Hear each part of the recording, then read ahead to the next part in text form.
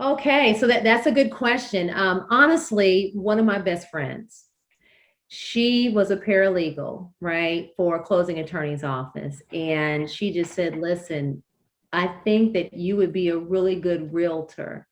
For one, I think that she first of all, she knew me, right? And she just said, as an educator, you would have the opportunity to transition and educate people about the real estate market. And she said, I feel that that's needed, and sometimes that's just a missed art. So through her son, who was a kindergartner, I had him in my classroom, and that's how we connected. And so that's why she just look for a year and a half. She just kept saying, "I think you should do it. I think you should do it." And I just kept telling her, "No, I'm going to be an educator. I'm going to retire in this." And she was like, "Yeah, no, you're not." So you got to have somebody who sees something beyond, right, your temporary. Who is that person who is going to say, I see something, you may not see it, but I see it in you. You're listening to the Real Estate Proverbs Podcast with host Kevin Jefferson. This is the #1 podcast for African American real estate professionals who are doing extraordinary things. It's time to tune in. And now, your host, the People's Lender, Kevin Jefferson.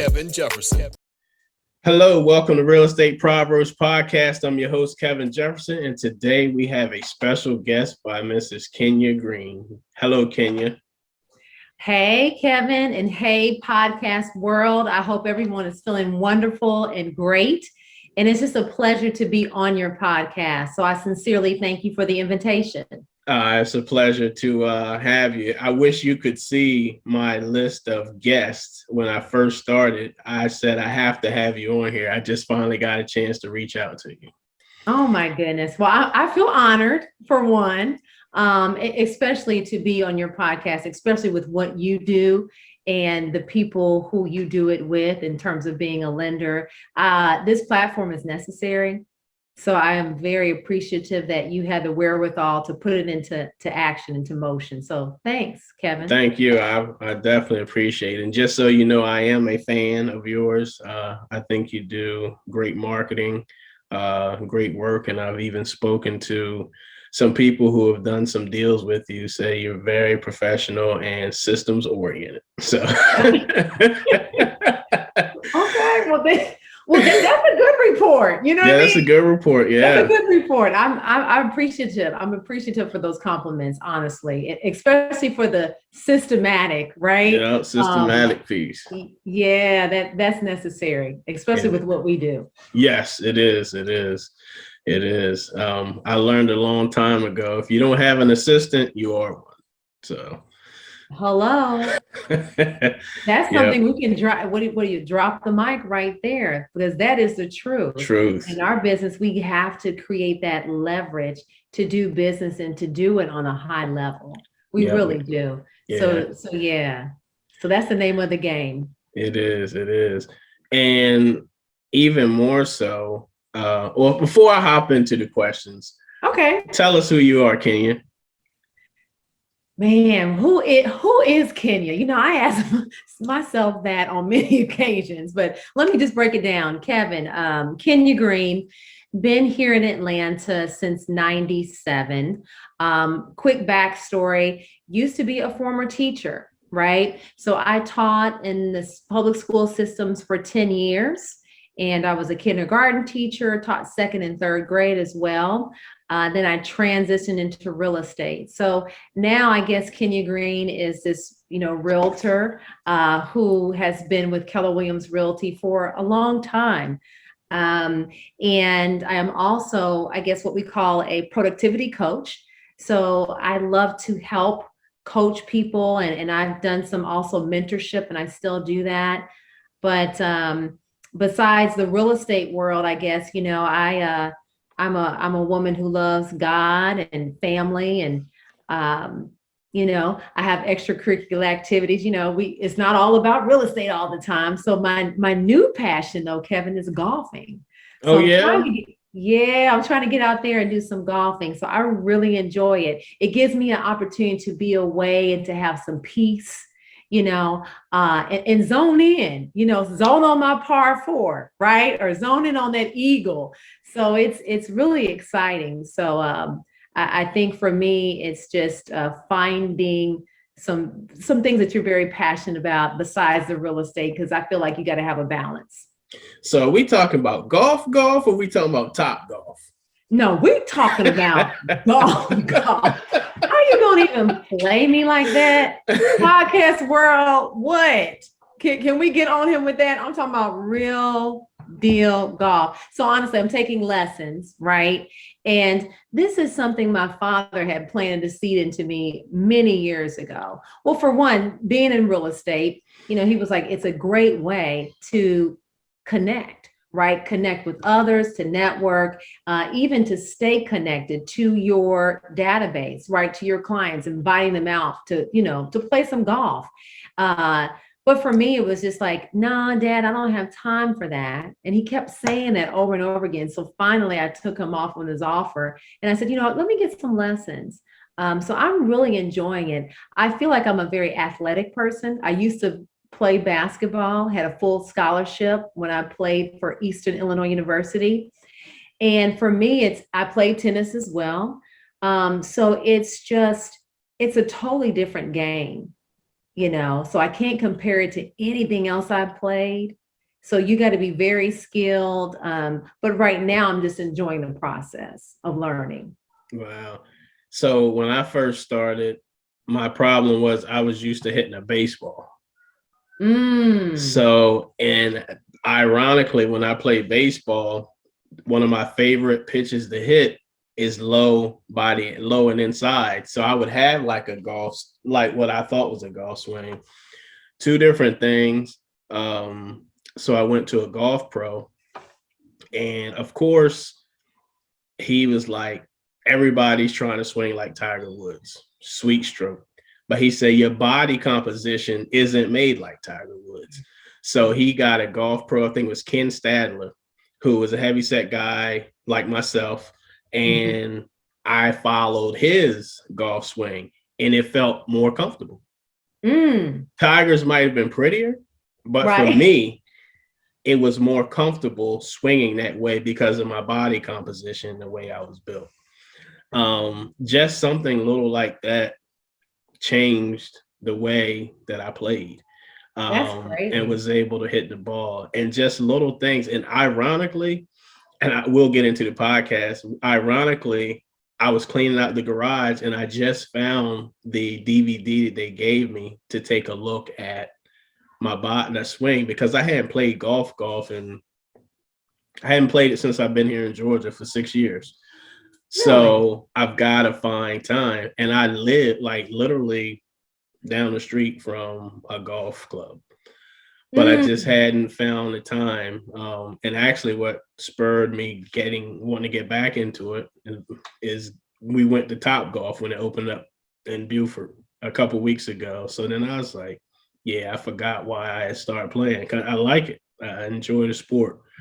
But yeah, that's good, yeah, Kevin. Definitely. Well, I'm going to encourage you to get back into it. Absolutely. I need to for sure.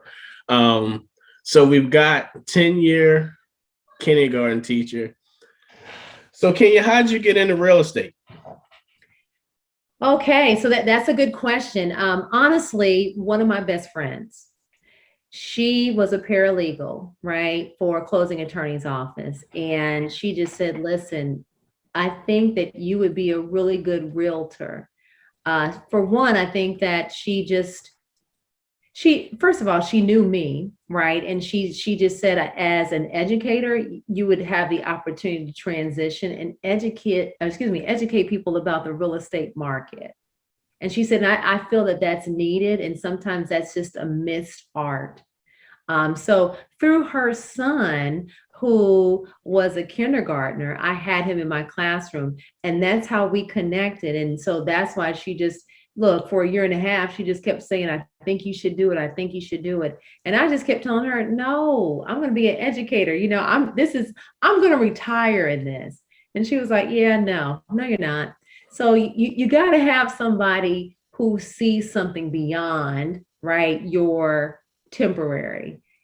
Who is that person who is going to say, I see something, you may not see it, but I see it in you. So she was that person for me. So shout out to Lori, and shout out to her son Kyle, because I tell you, it's amazing for me what really what God can do and how he works. Because Kevin, I was dedicated with staying with teaching. Right. I was like, I'm gonna be a teacher like till I die. But now it just gives me an opportunity, like she said, to teach people about the real estate market, creating that generational wealth, etc. Awesome. So what year was this? Oh gosh. So I got my real estate license back 2006. Okay. April, never forget it, April 2006. And then I was doing it while I was teaching. What I was finding that, Kevin, is that my database, so to speak, were really the parents, of the people that I taught. And they were like, well, hey, Miss Green, we want to buy a house. This will be our first time. We'll be first time home buyers. So I was getting a lot of business just from where I taught. And eventually it got so overwhelming that I had to go tell my principal, like, I gotta go. Like, I got to do real estate full time, because it's unfortunate teachers don't make a lot. But when I was looking at the compensation piece too, and it was like, gosh, I've only been doing this for 4 or 5 months, and this is like more than my teaching salary. We might need to take a look at this and transition out of teaching. So I told my principal piece, and you know what he said, you can always come back if you need to, right? And so I left on great terms, which is a blessing. And again, I didn't look back. Now I'm doing this. Yeah. So it's been about 14 or so years. Okay. So you left what, 2007? I left in 2000. Yeah, 2007. That's when I left. And then I said, I've just got to do this real estate market, right, full time. Wow. And so then go ahead. So where are you originally from? Originally from St. Louis, Missouri. That's where I was born. And then but raised in Indianapolis, Indiana, really from fifth grade on. And so that's where I was, that's where I was really raised, in the Midwest. Midwest. Yeah. So 2007, you get in 2006. Yeah. 2007, you fire your boss. Right. And 2008 hits. Man. Walk me through that process. I mean, at that time, it was a very dark period for me. Well, for one, if the podcast world doesn't know, 2008 was just a turn of the market, right? It was basically the economic recession. So my life was just like, are you kidding me? We have this economic recession coming here. Nothing was selling. It was crazy. It was a very challenging market. And so here I go. I left teaching, and then the market crashes. So I'm like, are you kidding me? What is happening? So for me, it was very challenging. And I went through some really dark periods in my life, because that is the market where I really lost everything too. Right. So when I say I lost, I think the one thing is that, my faith was really challenged. Right. So I was like, what's going on here? I left teaching to go here. And now I'm in this market, and this is not working. So a loss of faith. And then you lose your finances. right? So I lost all my finances too. Savings account gone, because you're living to look, when you have a recession, the bills still continue, right? Life still continues. It's like you got to pay this, that, and the other. So it was really just a dark period, very dark period in my life.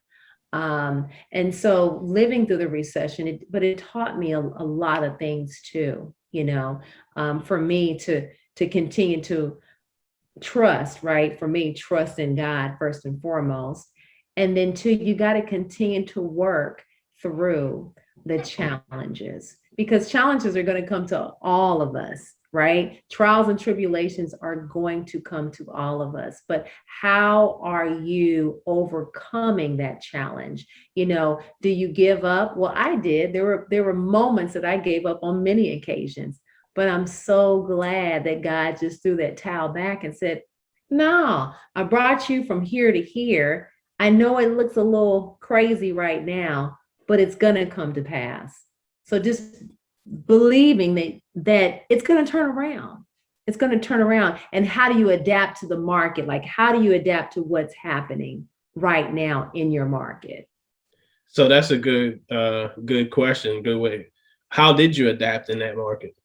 Yeah, well, for me, it was about adapting to what was happening, what was being presented to me. So I saw a lot of distressed properties, of course, at that time, and so I became a person who knew how to do for sales. It's like you better really acclimate yourself in knowing distressed properties. So foreclosures, I should say, and then knowing how to do short sales, right? So that's what I mean by adapting to the market, because at that time, that was a big percentage of what was happening with our market was foreclosures and short sales.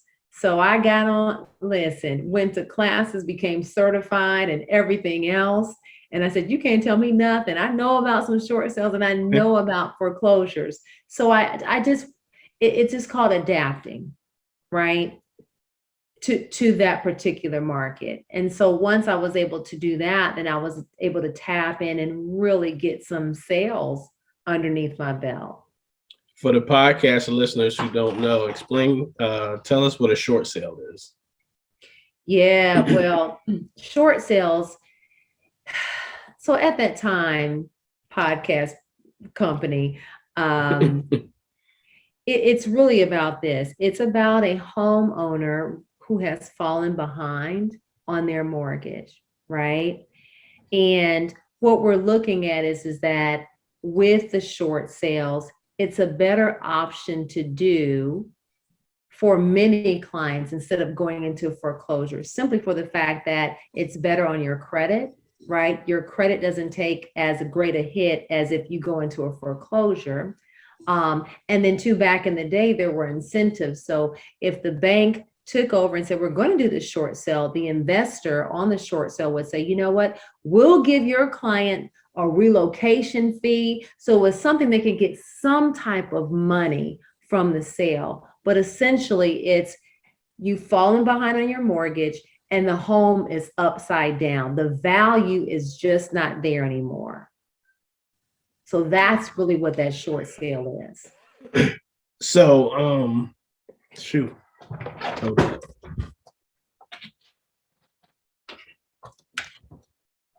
Got me choked up over here. You all right? So in terms of how long did you how long was your business on the decline? Like, when did you start to see an increase in your business again? Well, for me, it really was, I would say I felt something, really the end of 2007. I was feeling like, oh, wait a minute, this is not good, right? I was heading in a different direction in terms of a downturn. So I think I felt it more the latter part of 2007. So I would say 2007, the latter part, 2008, 2009. Even 2010, it was just, it was extremely difficult. And then I started seeing a little turn in 2011, 2012. So I know some people go, well, no, it was only for like 1 year. Well, no, for me, it was not. It was a long, it seemed like an eternity. It really, really did. So you have all of those years where it's like, there is just something that where you were used to the market, things were selling, right? So now it's about how can you be more creative? How can you adapt to the market? And then most importantly, how can you continue to persevere to help the people that need help in this market right now? And if you can just throw yourself into that, then you know what? I feel that you're going to be a person of um, really on high demand, because what I made it was this, like, where some people wouldn't even deal with distressed properties and foreclosures, right? But it's something that I was able to connect with people, and really have a place of empathy, sympathy, and then being authentic and saying, I want to help you. And I think people felt that. And so I was continuing, even despite all the things that were going on, building those relationships. I'm laughing because I remember sitting in a class at the Realtors Association, because at the time I was a realtor in Delaware. And I remember an agent saying that somebody had mentioned about double wide mobile homes. And I remember an agent saying, oh, I would never sell one of those. And then I remember doing a transaction with them a couple of years later. So I laugh because you never know what you're going to do, right?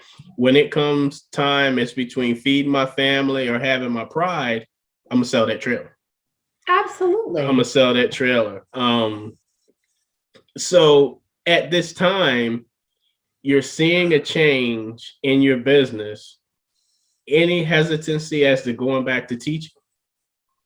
Oh, that's why you got to leave on good terms. You never, listen, you never ever burn your bridges, because I had to go back, right? So, because I had to eat.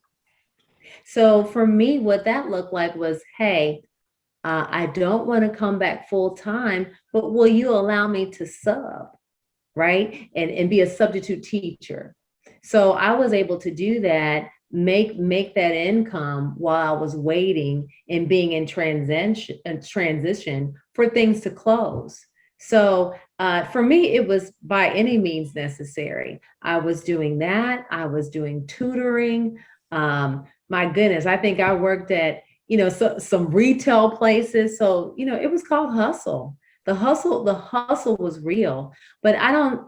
Again, I think that everyone has a journey, and that was just my journey. But I'm glad that all of those things happen, because when you really get to a place where things are selling, I think the gratitude piece, it just becomes enlarged when you go through something like that, and then you experience greater success. For me, it's like I don't take that for granted, especially when I see the real estate market. It's in cycles, right? It goes in cycles. So I've been through the worst of the worst, right? And even with being on top, or the cream of the crop, there's certain things that you need to do in order to continue to have that consistency in your business. What advice would you give to a realtor who has not seen that type of market and think that the lottery ticket that we've won right now is going to continue to spit out money? Yeah. I think for me, it's just I would start here, that everybody's journey is different. And so you truly have to run your own race, right? So I tell people that I do not like to get into a place of comparison, because, for me, like, everybody's different. So what you would want to do is discover really the true essence of who you really are, right? And I think once you know who you are, then you can really tap in to um, your business and what you stand for and who, my unique value proposition. And then you'll be able to really dig deep into my identity in my business and how I want to do business. So really just tapping into who you are, because I think once you really discover that, everything else is going to fall into place. I think the second thing too is just um, quickly discover the things that bring you joy in this business, right? Because you'll get so many different people saying, here's some advice about this, or here's some advice about lead gen, and here's some. I think it's about one, doing things that you really enjoy and doing that on a high level. So if it's networking, okay, figure out a strategic plan and know how to put that and implement networking into your business and do that on a high level so that you can get business, right? If it's social media, what does that look like so you can really create a platform to get leads? If it's just, well, for me, phone calls or whatever, I think it's just discovering what you're truly passionate about, what you're really good at, and tapping into that. But again, before you even do that, know who you are. Identify that. Yeah. Because you can't be all things to everyone, right? You can. And I think for me, I mean, when I first started in the business, like, okay, such and such is doing this, so I got to do it too. Oh, well, now they're calling expireds and doing all these things, and I need to do it. But it's just like, okay, Kenya, what do you really enjoy? Where do you see yourself? Like, what are you really good at? And I think the third thing is just hiring somebody or having a coach, right? Having someone that's going to hold you accountable, and steering you in the right direction, right? And helping you discovering all of those pieces. I think you want someone who's number driven, to be a coach, but then too, just coaching to the whole self. Because I tell people sometimes if you ain't right in here, how you gonna do business? If you're walking in a depressed or oppressed or a negative state of mind. So you just want a coach that can tap into all of those things. Right. So do you have a niche? Gosh, I think for me, honestly, my niche now, look, it used to be first time home buyers. Like that was just like, that's my niche. I can do that at the back of my hand. And I think because I was a former teacher, and so I was really great about educating first time home buyers about the real estate market. Um, so not that that's gone away, but I think now I'm just a relational person, Kevin. So anything that deals with cultivating and building relationships, that's important for me. And I don't know, I don't know if we can call that a niche per se, but my business is 100% referral based. And I feel that I've worked really hard with building great relationships. And sometimes those calls, they're not even about real estate. People know that I'm concerned about them and I care. And so for me, that's worked for Kenya. Again, everybody's different. Some people might do expireds and for sale by owners. So that's my self-discovery. And I had to be very aware of that. And my coach was like, let's look at your numbers. You got to know where your business comes from too. And so my business, it comes from referrals. Gotcha. So I guess if that's a niche, I guess we can say that's my niche. Yeah, I've seen people with the referral only niche, shoot, I think somebody's got a whole designation for it. I'm sure. Referrals only. Yeah. So in terms of numbers,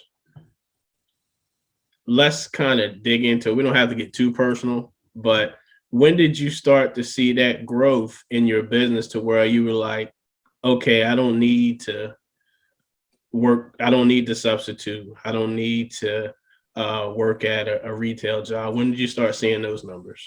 Yeah, I would say in 2011, right?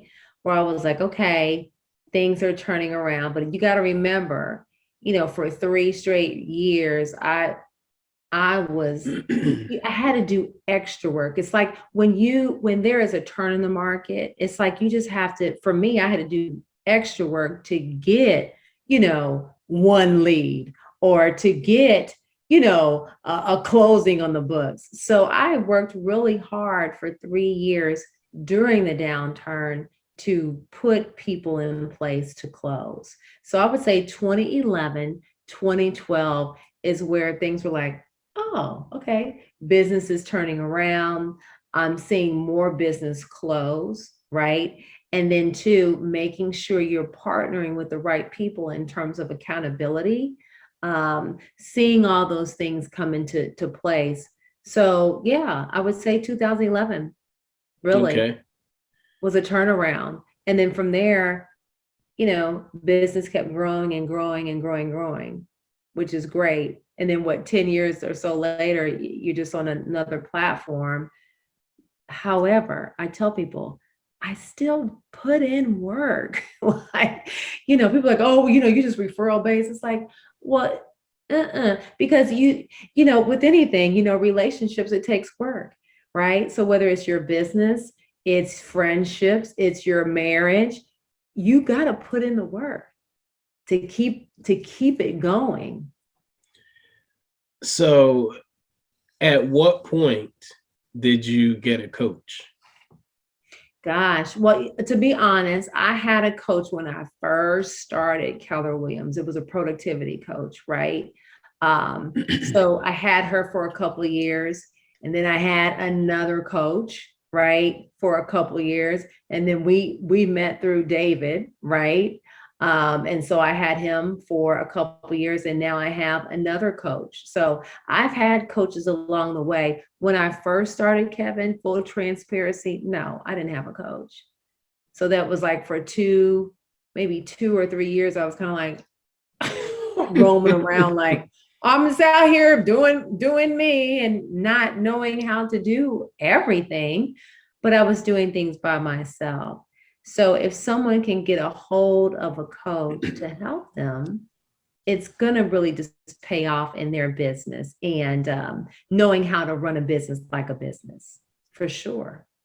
Have you been with KW the whole time? No, Okay. no. I was with two other real estate companies before KW. Okay. Cool. And at what point when you got the coach, Mhm. were you coachable? Because we don't start out coachable. Well, see, one thing about me, yes, I was coachable because, for one, I was a former athlete. True. So I think me being a former athlete, I took to coaching and I wanted that wise counsel. I wanted someone to impart their wisdom into me to say, okay, hey, this is how, you can really do things. And my job is to hold you accountable and steer you in the direction that you want to see your business grow. So I don't think, for me, I shun coaching or, oh, well, you don't know what you're talking about. I feel that, again, I was really receptive to it because, for one, again, I was a former athlete. So I welcomed it and I saw my business grow exponentially. I mean, it was like, okay, how come I didn't get a coach like the first time, like when I first started? But I think we all have levels, right, of growth. And sometimes you're not ready to receive it. But at that point, I was ready to receive the coaching. Wow. So when you first received your coach, what were some things that he or she had you do in your business? Like, was it a mindset in the beginning, or was it structuring your business as a business? Yeah, well, it was a little bit of everything, but I think the biggest thing was just the mindset, right? Um, Working through my mindset to embrace um, abundance, right? Instead of having a lack mentality. So working through those things, and of course there were other things that we needed to work on, but I really feel that if you have the right mindset, then that's gonna really take you a long way. And then helping you with focusing and being intentional on what really matters, right? It's like uh of course we have to do admin stuff, but let's focus on that 20%. What is that, right? What's going to really help you to get new business and then maintain it? So there are different layers to the coaching, but mindset was very key for me. So how, walk me through your day. Like, like I said, I've talked to people and I've talked to you, we've had conversations about structure. Kind of walk us through your day in terms of how you set it up to do business. Yeah. So business wise, my goodness, pre-pandemic, well, let's just do now, right? So now, um, I do lead generating, right? And so for those who don't know what that is, but it's me getting on the phones. Really Monday through Thursday, I'm on the phones making contacts.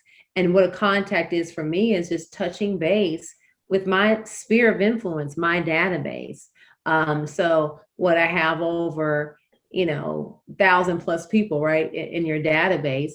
So it's knowing who to call, it's knowing what to say in terms of scripts, right?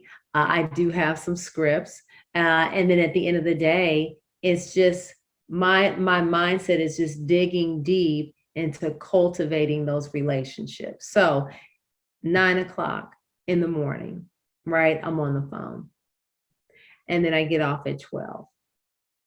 So spending 3 hours on the phone, calling, dialing, and then two, your job is to ultimately ask for business as well, right?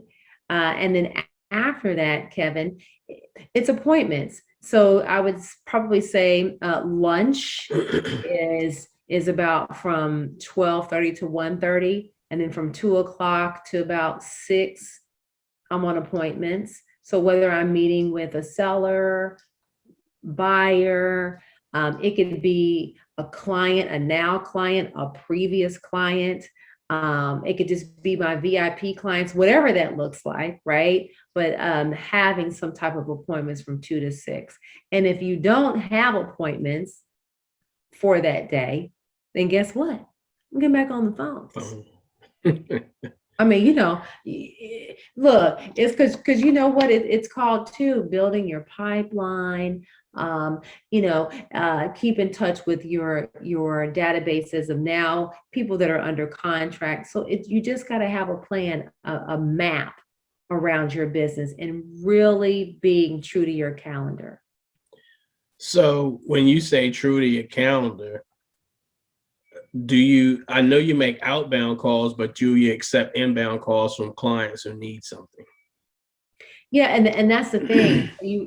My word is intentionality, right? And really allowing the distractions to be very limited. So what I call that is if there's a call, an incoming call, more than likely you're probably going to get the voicemail, right? Leave a message, because after that 12 o'clock hour, that's when I can get back and do what I call client care, touching those clients. Hey, what's happening? I missed your call earlier. But I think too, it's important to let your clients know too what you do, right? And then I'm usually on these phones from 9 to, so if you happen not to reach me, I'll definitely call you back after that 12 o'clock hour. So I think you have to set the expectation with your clients too. But if it's not in your calendar, it doesn't exist. So do you leave that as a voice message? Do you have an automated email response as well, saying that you're in an appointment? How does that look from those two standpoints? Yeah. Well, you know what? I don't change my voicemail in terms of the, hey, I'm in an appointment. And so no, I don't. It's just a generic, voicemail, right?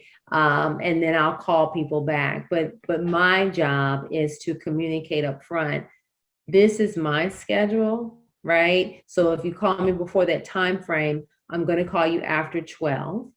Okay. I have an assistant. So if it's an emergency, my assistant will help, right? Redirect, direct, whatever he needs to do. But at the same time, I'm really committed to the calendar because the calendar helps me to stay on task and not get pulled in so many different directions and being off task. So you got to keep the main thing first. And so I think the hardest thing for me is the call. So that's why I do it in the morning. Because if I say, oh, I'm going to do it in the afternoon, 4 o'clock, that's probably not going to get done. So you want to commit to the hardest things, I think, on your plate and knock those things out in the morning time. Right. Yeah, it's kind of like me. I typically like to get my workout on in the morning, but I didn't this morning. So now I'm like, I'll do it in the evening, but I'm sitting here thinking like, will it get done? Just being honest, will it get done? Yeah. So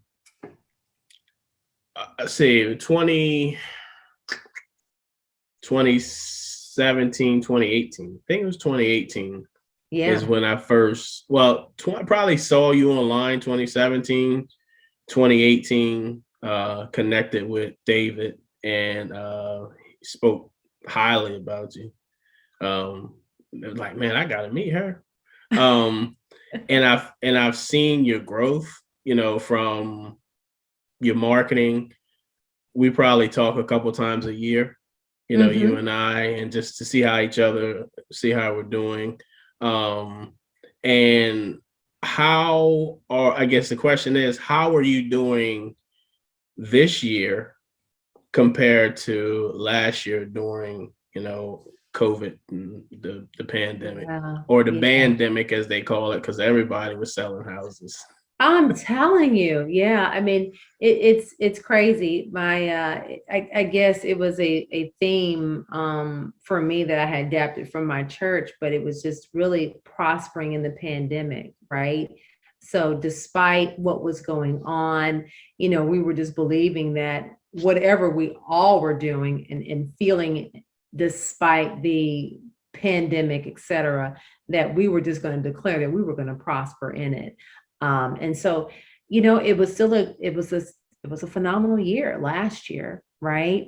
I still had dedicated clients that wanted to buy and that wanted to sell. So I was very thankful for that. This year, listen, even with a constrained market, guess what? There are people that still want to buy and want to sell. Limited inventory, have I experienced it? Absolutely. Are we experiencing multiple offers and it's just very competitive? Yes.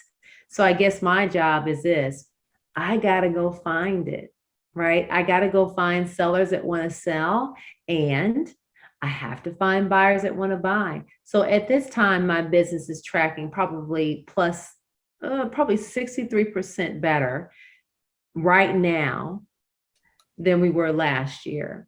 So with that being said, I probably added 8 more additional closed units as of July to where I was last year. So that's not bad, right? Anything in the plus is a good thing for Kenya. Yeah. And so it's really about knowing your numbers. And I don't like numbers and all that.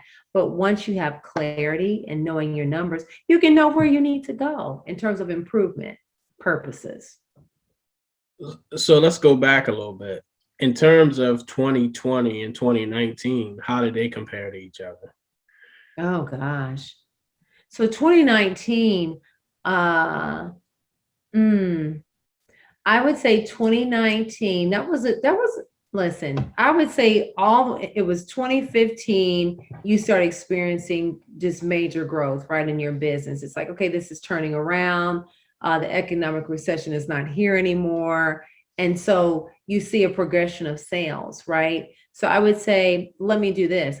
2018 was a year that I went backwards in sales. Still was considered, oh, she's a top producer, all the things. But my business went backwards. That was 2018. I had about 13 terminations, right? It was a crazy year. But sometimes I feel like you have to go back, because you know what they say, a setback is a setup. So it was like I went backwards essentially in numbers, but personally, the growth that I experienced, right, in me and then in my business, it was amazing. So I think I had experienced that valley experience of everything falling apart, to be continue to set up to go greater or to go higher, if that makes sense. So 2019, yeah, 2018, no. Then 2019, it was better. It was like, okay, this is much better than 2018. And I would say it was probably at least a 35-40% increase, right, of where I saw my business. In 2020. Same thing. It was like, okay, you're doing fantastic, right? Because I really dug into relationships, right? Especially during the pandemic. You got to dig deeper. How are y'all doing? You okay over there? And now I think what we're experiencing is, I mean, I feel like a counselor right now, just keeping buyers together, encouraging them in this market. So it's just the improvement that I've seen is great.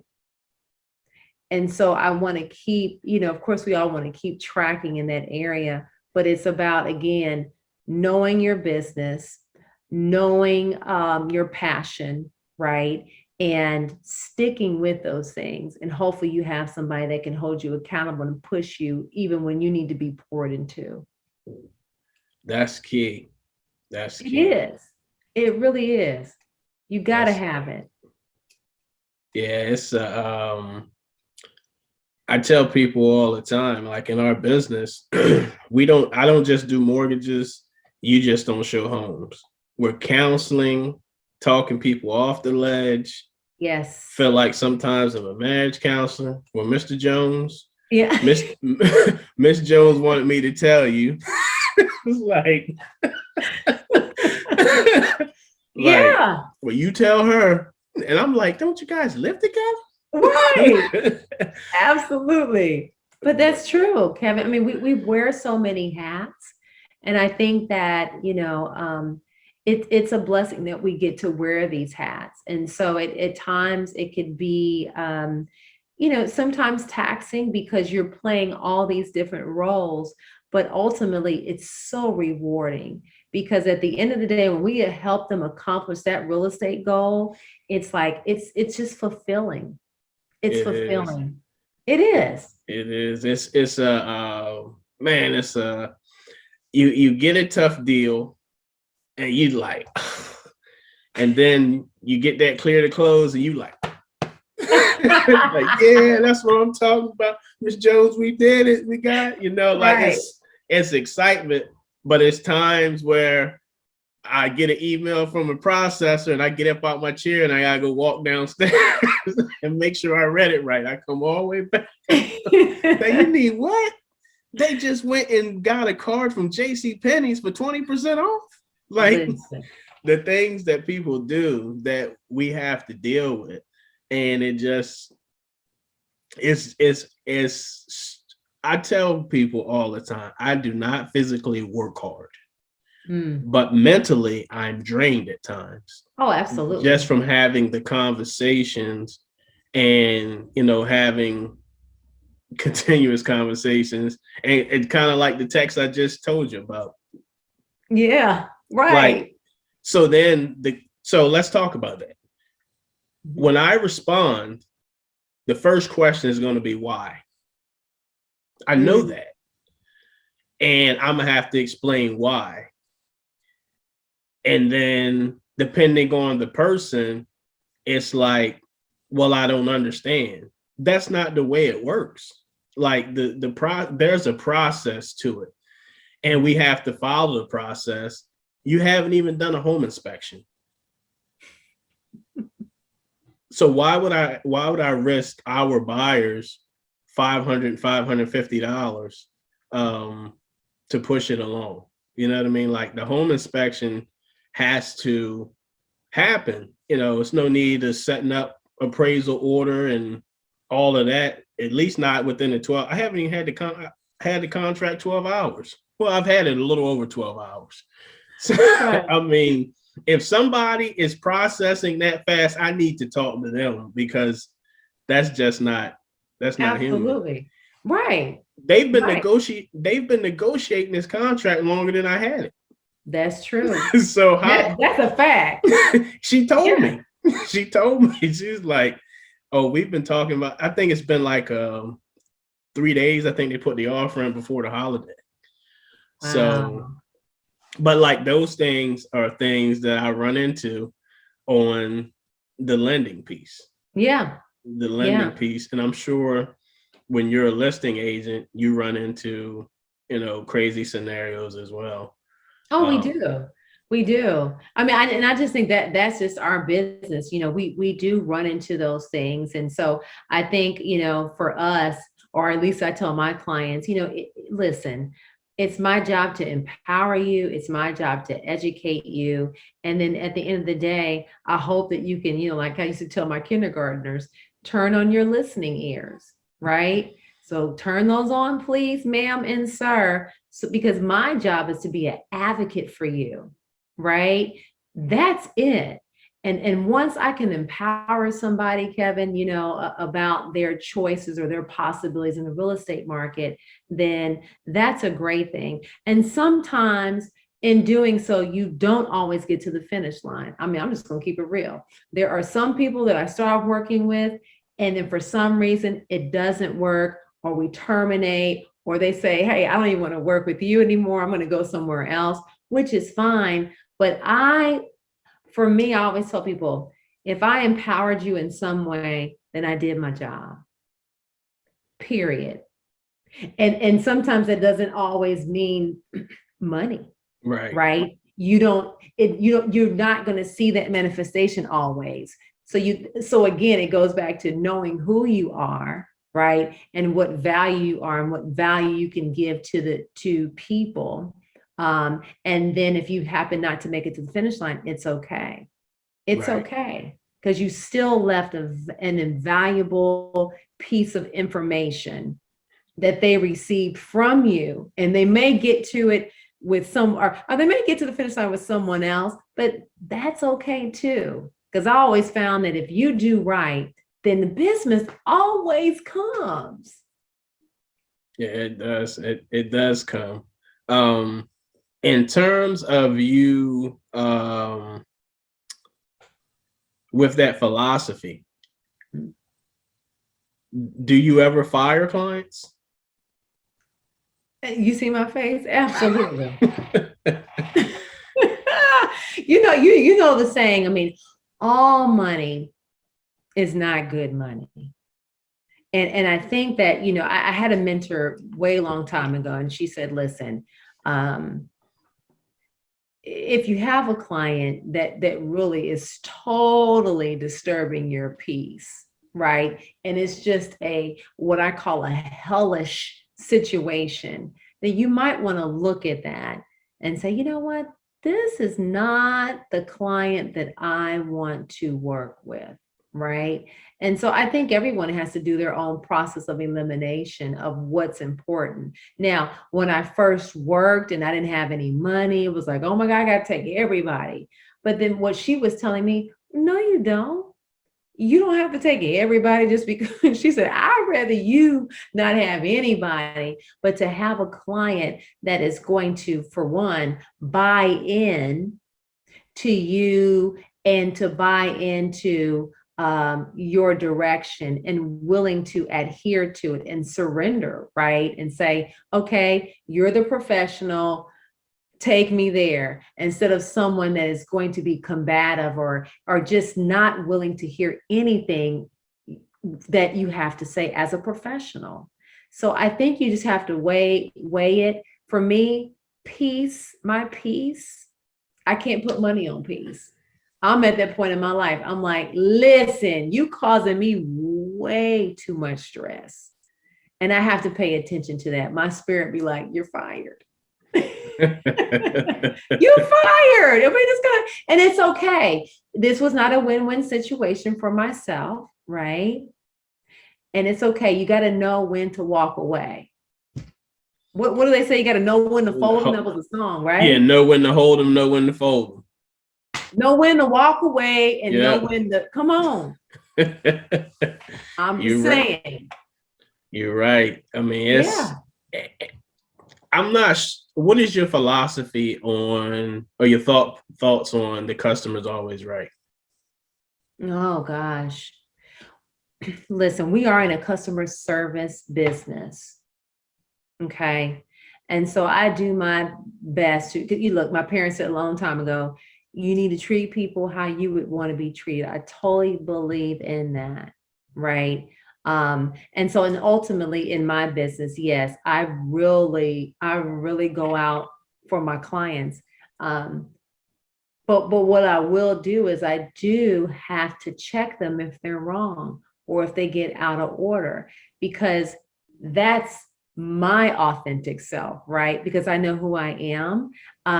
You want people to respect you, right? But if it's something that is just, if it's something that I know that they are just incorrect and they just can't see it, then we have to have an adult conversation about it, right? To see how we can meet in the middle or come to a solution. But sometimes it's not always the customer's right, especially if they're out of pocket. And so it's just something that we have to assess, right? But that's why you want to do, I guess, as a realtor, you want to pre-qualify as much as you can the clients that you're taking on. Because every client, they might show you something with that in that pre-qualification process. Well, I don't take to people telling me things. Then listen, because when you get through the process, and if they don't take to you, telling them something, then they told you that during the pre-qualification process. You know what I mean? So I suggest pre-qualifying and doing what you can and setting the expectation, because when you do that, I think it's going to be so much better when people know, okay, this is the process. She set the expectation of how it's going to work from point A to point Z. Then you can really filter out all of the other stuff as much as you possibly can. Yeah, you can. In terms of personal development, you're a reader or listener to books? Absolutely. Yeah. I mean, reading is I guess they say what readers make leaders, and so I'm really, really big on reading. So what I typically do is, like, you're reading something that's, for me, spiritually, I do that. And then I'm reading something that pertains to business. And then I'm reading something with finances, right? Investing. So I'm getting something that pertains to Kenya and where I personally want to continue to see growth. What are you currently reading now in terms of a business book? Business book, I picked back up the Shift book. Gary Keller. Got it. Because of the market, right? Because of what I'm seeing and what I'm experiencing. So I was like, let me get this book right back into my hands. So Shift. Yes, that is a book that I'm currently all in, highlighting, and everything else. And it's just a reminder of, again, the market does shift, but what should you do while you're in the shift. And for me, what I'm learning is I have to put in more work. I got to do more in a shift than what I was doing in a normal market. And then realizing too that the market is going to shift. Okay. It just will. We're not always going to be in a market where there's low inventory, so to speak. Do you think we're in a shifting market? Oh yeah. I mean, we can tell by that even just from 2 years ago, right? My buyers who bought in 2019, uh, it wasn't like it is now. For That's sure. called a shift. Shift. Even if you look at last year, some of my buyers like, oh, we thought we were going through it, but it's like, yeah, y'all thought y'all were really experiencing something, but right now, it's no joke out here. I mean, when I have one of my colleagues tell me, Kenya, we bid $1 million over the list price and they didn't get it. Okay, now you can't tell me that's not a shift. I heard that. I saw that story. I saw a story similar to it, but I wasn't like I wasn't sure if that was true or it was just fabrication. But if it came from the minister, Come on, it's true. And then look at this, Kevin. I mean, if you look even at the builder business, where we have builders now, we're experiencing, okay, you're under contract for one thing.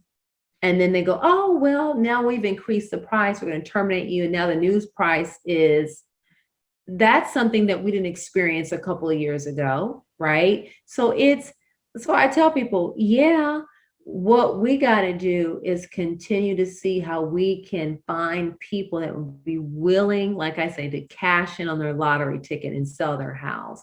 And how do we give them a sense of comfort to be able to do that and then buy another one? Yeah, you're going to pay more on the other side. Absolutely. But we've got to find more inventory. We do. Because once we do that, Kevin, I think that we'll be able to settle down a little bit and experience a market that can kind of chill a little bit.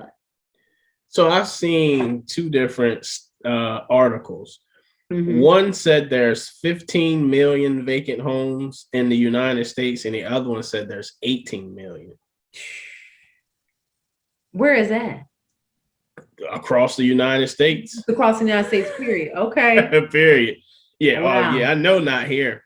Because I'm like, so then I also read that there's a shortage of about 5 million homes for the amount of buyers that are in the market nationwide. I think that an incentive should be given to the sellers because we're giving buyers incentive and it's already a ton, right? But we need those sellers because we need their inventory. Yeah. Yeah. So, I think the sellers should be incentivized. Yes. I mean, even if you like your clients, I'm sure they might walk away with, depending on where they at, they might walk away with 50 grand in equity after it's all said and done after 2 years. Right. So those people, if they look to buy, they're going to pay more. Right. However, that puts another buyer into a property. And then there's other sellers that are going to sell. So I think that brings inventory onto the market. The other thing is when you incentivize the seller, then some of those vacant homes will come on the market. Right. You see what I'm saying? Like somehow create more inventory. Oh, I can sell this house and I can get paid off the house and I can get an incentive from the government because I think it's a win-win scenario. I think that something like that should be brought up because it's hard to find rentals. That's true too. It's hard to find rentals. I was actually right before the call, I was talking to a person who had rentals and she turned them into short-term rentals. Because if she put long-term renters in there, they could move in and not pay a dime till the moratorium's lifted. Really? Yep. So they can move in. Interesting. They don't have to pay. Right now, you don't have to, they don't That's have right, to. because of the, yeah. Yep, That's they don't right. have to pay. Eventually they will. Right. But Right. for now, she was like, I just turned them into short-term rentals. So I know I'll get my money and cash flow, because people are only looking to stay a couple of days a week, and you get your money up front. Right. And then I don't know anybody looking to stay in a short-term rental forever, because I think they keep hitting your credit card or your Right. debit card. So that's a little different scenario. But I see a shift. I see a correction, but I don't see what we saw in 08. I don't either. And No, I don't I, either, Ken. I Yeah. don't. And that's not where that is not where we want to go back to. No, the biggest thing, Kenya, is inventory. Right. There was subdivisions that were built, and when the market crashed, they were sitting there. Yes, they were.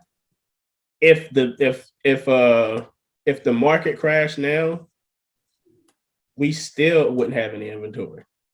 That's true. Right. Because there's people that won't get affected, so they'll be able to buy. Yeah. But I mean, I love real estate. I love all aspects of it. I love this interview and just having a conversation, seeing the standpoint from your perspective. Somebody who does it at a high level, and who started from a different place. You kindergarten teacher, kindergarten teacher to coach extraordinaire and realtor extraordinaire. And I just want to, give you your flowers while you can still smell them. I appreciate what you do for the community. I appreciate what you do for your clients and other agents. I remember you didn't know me from a can of paint. I called you and I asked you, could you do a class for me? You said, what would you like me to teach on?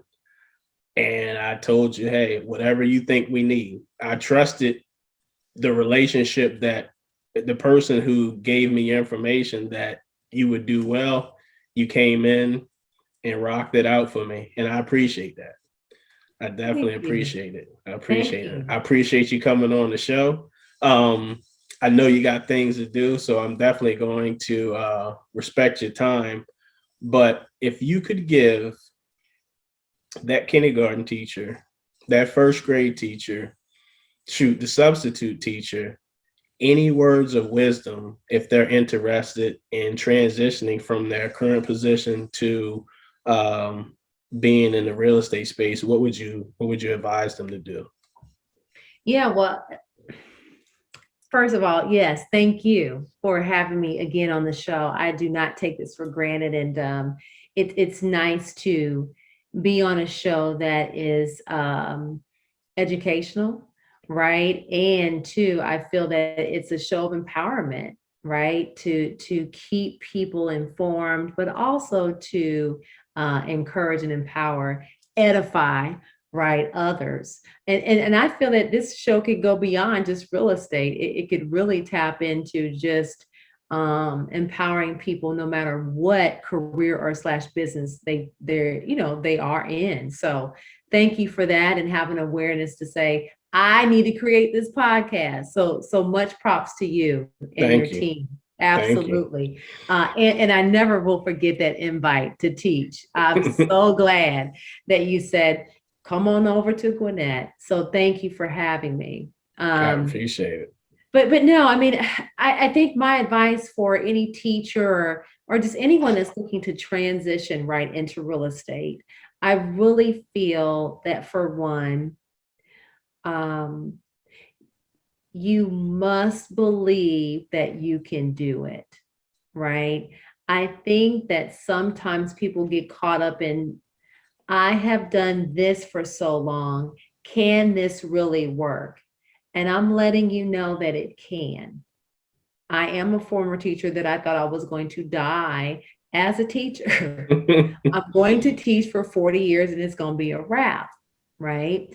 So I think it's about a belief, having faith, not looking at your present circumstances because God spoke this to me a long time ago. He said, you know what, everything is subject to change.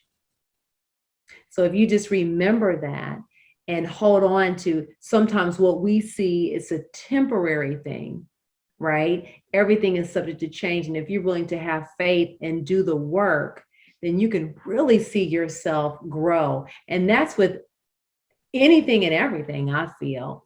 So I would tell that person, have faith, believe in you, and surround yourself, get yourself with people who have done this on a high level, right?